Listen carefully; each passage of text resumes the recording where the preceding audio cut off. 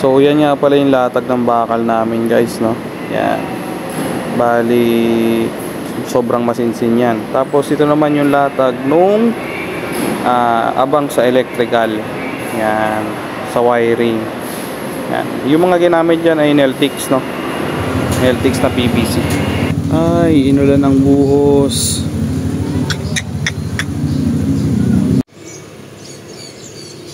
So ito na yung ano natin, no. Yung slab na inabot ng ulan habang nagbubuhos. So yun yung magiging itsura para sa kaalaman nyo after ng buhos. Ito after 3 days. 3 days na to, pan 3 days na ngayon. So okay naman, hindi naman nagbitak-bitak. So normal na nawala lang yung itaas na semento, pero tigas na rin, ganun pa rin. Yan. Kita nyo, namumuti na siya. So hindi tumigil yung ulan, no. Ayun, hanggang ngayon basa pa rin to, pero sobrang tigas na niya. Yan. Yan. Oh. Tigas na.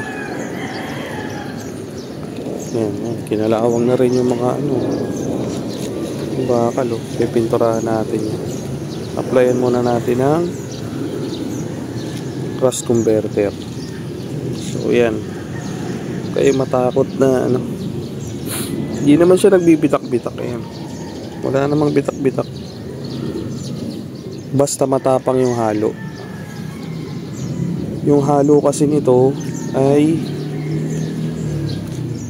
isang semento, 3 buhangin, 3 graba, 133. Yan, matapang yung halo, kaya baliwala yung kahit umulan siya.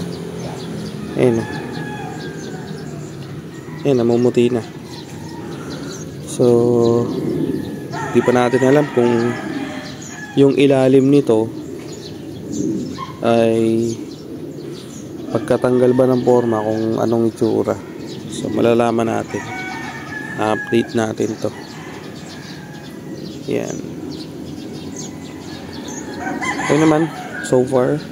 Yung ibabaw lang talaga yung natamaan. Yung mga bakal na dawel, abang pinturahan natin yun.